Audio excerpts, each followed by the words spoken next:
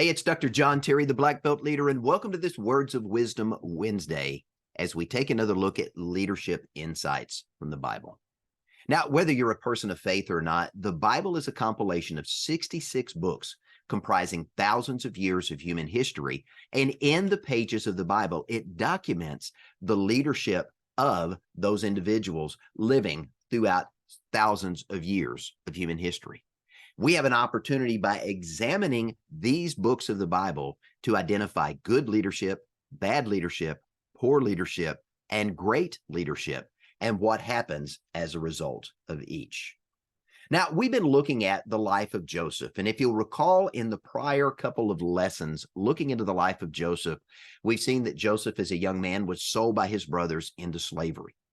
He was then picked up and purchased by the captain of the guard of Pharaoh. He was the head of the army, the general.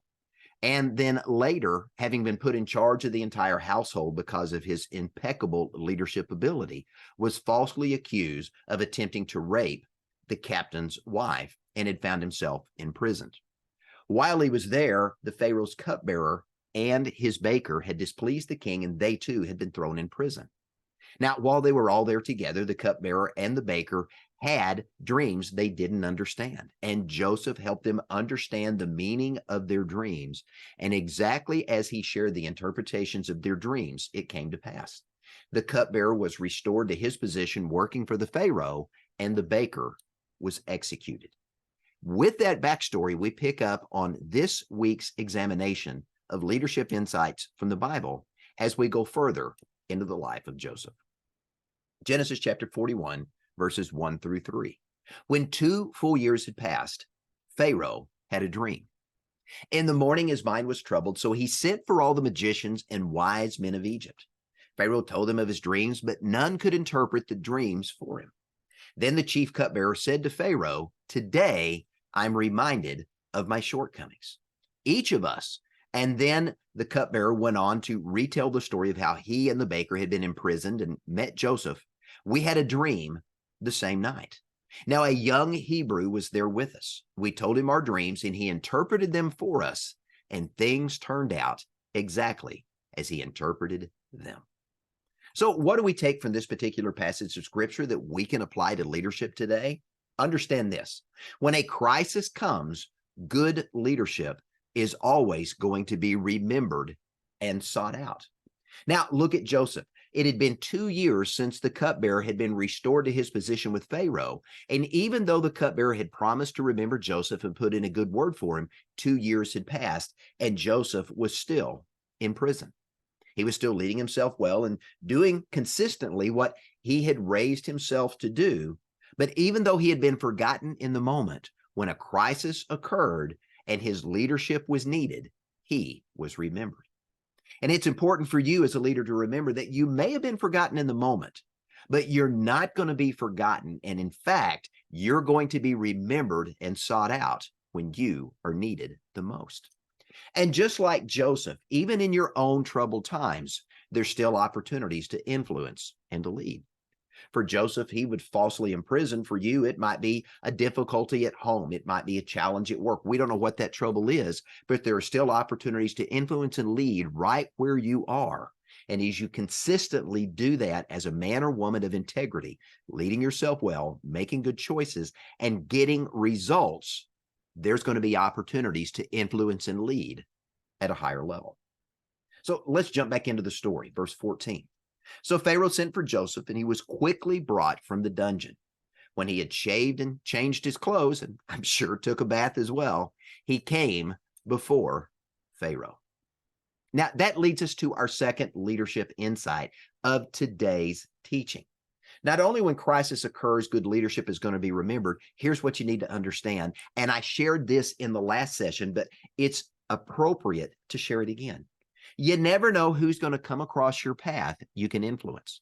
For Joseph, the cupbearer led him to have the opportunity to influence Pharaoh, the king of Egypt. Now, as a leader, you may find yourself being introduced to individuals who want and need your help, because of what you've done for someone who is connected to someone who may be connected to someone else. And it could very well get you in a position to influence highly influential, highly successful people who want and need your problem-solving skills and your ability to lead when they are dealing with their own crisis. So it's important to remember in every situation when you got the opportunity to lead and influence others, remember that you don't know who you're influencing today that they may know they may be able to make an introduction to and give you the opportunity to influence someone at a higher level later on. Let's continue with the story, verse 15. So Pharaoh says to Joseph, I had a dream and no one can interpret it. But I have heard it said of you that when you hear a dream, you can interpret it. Well, that leads us to our third leadership insight of today, and that's this. Your reputation as a consistent, results-driven leader is going to engender trust. People are going to have confidence in your ability. Why? Because you've done it before. This is going to lead to opportunities for you to demonstrate your value and your worth at an even higher level before more influential people. Remember, when a crisis occurs, people that are in the midst of crisis are going to lift their head up and they're going to look around seeking to find a leader who has proven problem-solving skills they can lean into and gain from their wisdom, their insight, and their experience to get through this crisis and get to the other side. For you, as it did for Joseph, it can present an opportunity for you to demonstrate your value, your wisdom, and your experience before other people. For Joseph, it took him from being in prison to being before the most influential person in the world at that time, Pharaoh, the king of Egypt. And who knows, as you're leading yourself well, making good choices, and getting results for those you're working with now, who you may be introduced to, and now you have an opportunity to demonstrate your value, your wisdom, and your worth at an even higher level. So let's wrap up today's teaching, verse 25 through 41, and I'm going to condense the story for you. Then Joseph said to Pharaoh, the dreams of Pharaoh are one and the same. God has revealed to Pharaoh what he is about to do. And then over the next several verses, Joseph goes in and explains the two concurrent dreams Pharaoh had had, how the country of Egypt is going to experience 7 years of prosperity, followed by 7 years of famine. And then Joseph said, as a result of this, Pharaoh, here is my guidance to you. Now let Pharaoh look for a discerning and wise man and put him in charge of the land of Egypt. And then over the next several verses, Joseph goes in and lays out what that plan should look like, what they should do during the years of prosperity to prepare in advance for the years of famine. And he laid out a very specific plan and how it should be implemented to save Egypt from destruction during these 7 years of famine. Now, Pharaoh heard the story and agreed with Joseph's assessment. He liked his plan and he liked the implementation strategies that Joseph laid out. And then Pharaoh says to Joseph, since God has made all this known to you, there is no one so discerning and wise as you. You shall be in charge of my palace, and all my people will be subject to your orders. Only with respect to the throne will I be greater than you. I hereby put you, Joseph, in charge of the whole land of Egypt. Now, think about that. Here's an individual that went from being sold into slavery by his brothers, being falsely accused of rape, and having been in prison, now having the opportunity to move from being a slave to being second in command of the entire country of Egypt. And that leads me to my fourth leadership insight for today. When the opportunity presents itself to address a crisis and to be towards highly influential people, you've got to perform and you've got to make sure that you lead well in the moment. Now, look at that passage of scripture. Joseph was bold, he was truthful, and he was candid. Here's what's going to happen that's good. Here's what's going to happen that's bad, and here's what you need to do to prepare for the crisis that is coming. Now, in his truthful, candid presentation that he boldly shared, this is my interpretation of the dreams. What did Joseph do? He demonstrated his value, his wisdom, and his experience. He demonstrated his worth, and essentially in that moment was applying for the job because of his ability to lead himself well, make good choices, and show how he was going to get results when other people, the magicians and the other wise men of Egypt, even failed to understand the dream itself.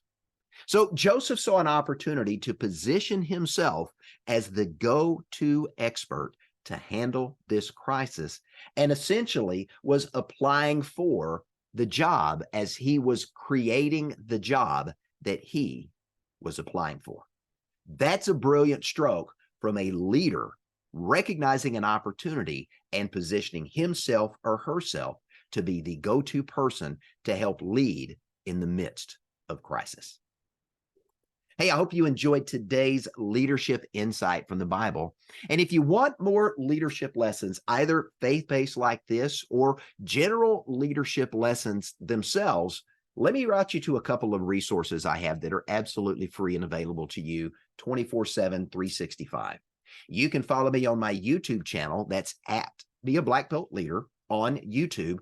Or if you're a Rumble fan and not a fan of YouTube, same channel on Rumble. Be a Black Belt Leader. Now, if you do happen to be a person of faith and you want more leadership lessons from the Bible, you can always come back each week as we share a Words of Wisdom Wednesday and a leadership lesson from the Bible. But I've also created an email series, the top 10 leadership lessons from the Bible.